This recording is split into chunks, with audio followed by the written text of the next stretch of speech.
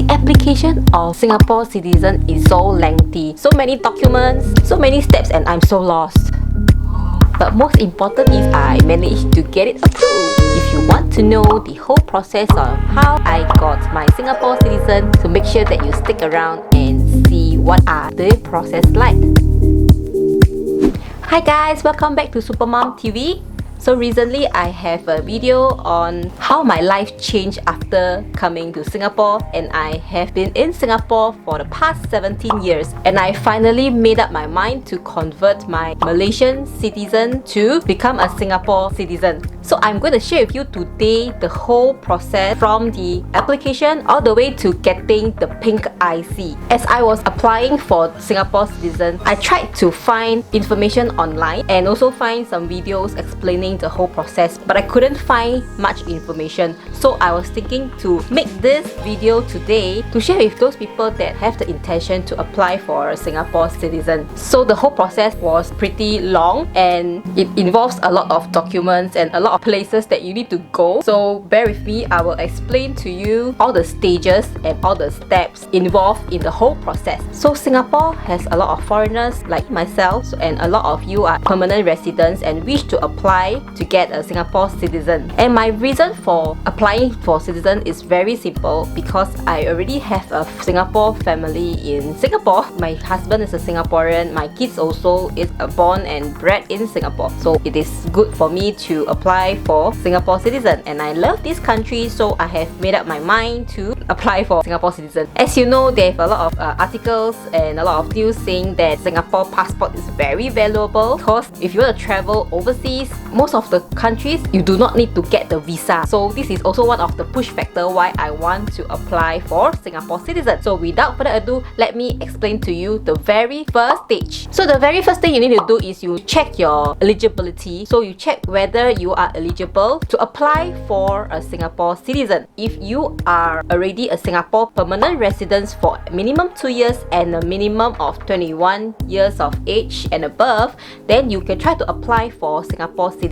So I will leave a link on the ICA website that you can go to check all your eligibility. So the step 2 of stage 1 is to prepare the documents. So the link below will actually bring you to the documents that are required for you to submit your application. So after looking through the list of the documents required, please go and prepare all the documents first. So you don't go and apply first, you prepare all the documents first, because make sure that you have all the necessary documents. There are a lot of experience whereby Malaysians like myself kept their birth certificate back in their hometown. I'm so lucky that I actually brought it down with me some time ago, so I don't need to specially go back Malaysia and get my birth certificate. So this is one of the good example why you should prepare all the documents beforehand. So the step 3 of the stage 1 is to go to the ICA website, the link below, and log in with your SingPass and apply online via the e-service. After submitting all your documents and also filling up the online form, you will have to select appointment date to go to ICA. So right after you submit the form, you are eligible to select the appointment date. From my experience, the appointment date is at least 2 or 3 months ahead, because there are a lot of applications, so most of the slots are already taken.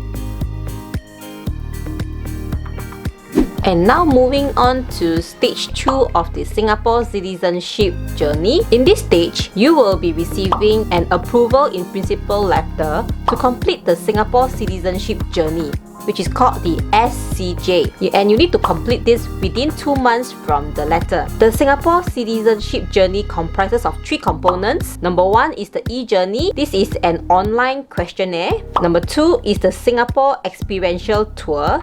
This is more to get to know Singapore a little better, so you need to book tour. There are a few tours available, and I chose the City Gallery tour, which is located at the URA building. So URA is the Urban Redevelopment Authority of Singapore, and they are the Singapore's Land Use Planning and Conservation Authority. So this whole tour is very good, and it gives you a lot of knowledge about Singapore and how Singapore government manages the land of Singapore, because the land in Singapore is so scarce and you need to have a proper planning for the residents of Singapore. So it was a very interesting tour, and I spent almost the whole day in URA to learn about Singapore's planning and the land use. And we also get to know about the history of Singapore, like from how HDB came about and how they managed to increase the land size of Singapore by reclaiming land. We were brought to the old Ford factory where they explained to us during the Japanese occupation, during the World War II, all the fallen heroes and all the history about how Singapore became independent. So this tour is very informative and is very good for the new Singapore citizen to know more in depth about the history of Singapore, how Singapore managed to get its independence. The third component of the Singapore citizenship journey is the community sharing session.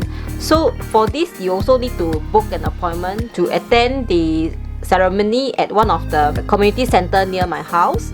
So this is an interaction event with the future to be Singapore citizen and the local community. So after you have completed all these 2 stages, we have to move on to stage 3. So in stage 3, you will be receiving a citizenship approval letter informing you that you are at the final stage of your Singapore citizenship application. So there are 2 steps for this stage 3. The first step is to go to Malaysian Embassy to renounce your Malaysian citizenship. So here are a list of documents for me to bring down. I will leave a link down in the description box below. And the fee for this application will be $10. You are required to fill up a borang K. And after you have gone through the process of renouncing Malaysian citizenship, you will receive an acknowledgement slip about 3 working days later. During the renounce of my Malaysian citizenship, they kept my Malaysian IC, passport and the birth cert. So they told me that they will return me the borang K and the birth cert at a later date. At this point, I am officially stateless. So I don't belong to Malaysia, I don't belong to Singapore. So I do not own any passport and I cannot leave the country. I cannot go to Malaysia because they kept my passport, so I can't use my passport. So you have to bear in mind, once you have received your first letter, you should not be making any travel plans 2 to 3 months ahead of the letter that you receive. Now to the step 2 of the stage 3, in the approval letter, they will instruct you to report to ICA to take the oath of renunciation. So make sure that you renounce your Malaysian citizenship before the date given. So on the date given, you are supposed to go to ICA and register for Singapore citizenship. The fees involved is $70 for the Singapore citizenship certificate and $10 for the registration of the pink IC. While you are at ICA, you have to also submit the application for your new passport, your Singapore passport. And you should be receiving your new passport within the next 3 to 5 working days. And at this stage, you will also be receiving your temporary IC. And finally, we have come to the final stage, and this stage is called the citizenship ceremony. And this will be held about 3 to 6 months after you have completed stage 3. Please do remember that this is a formal ceremony, so you need to dress up formal. In fact, when you attend all the ceremony like the community sharing events as well as the Singapore experiential tour, you're supposed to dress formally and you cannot wear short skirt or short pants or even slipper. So you have to respect the event. So during this citizenship ceremony, you will be presented with the pink IC as well as the Singapore Citizen Certificate. And voila! Congrats! You are now a full-fledged Singapore citizen. So all in all, the whole process of Singapore citizenship application take about 1.5 years. So this is a very important information for you guys if you are interested to apply for the Singapore citizen. So in total, the fees you are paying is about 190 Singapore dollars. So $100 is actually during the online application. $70 is a Singapore citizenship certificate. $10 is the registration of your pink IC, and another $10 is for the renunciation. So total is $190. I'm really happy that I got it approved, because at first when I started to apply, I just wanted to give it a try, because in order for you to apply for Singapore citizenship is actually not that simple, and Singapore government is controlling the quota of the amount of Singapore citizens. so they are very strict and take a very long time to process the whole application. So make sure that if you are interested to apply, make sure that you have all the documents ready and also check on your eligibility. So I hope today's little sharing is beneficial to those that are interested to apply for Singapore citizen. If you like my sharing about Singapore and you want to know more about Singapore, do let me know in the comments below. I will try to make more videos about my life in Singapore. And if you have any questions about the whole process of becoming Singapore citizen, don't hesitate to leave them down in the comments below as well. So that's all for today. I will see you in my next video. Bye bye!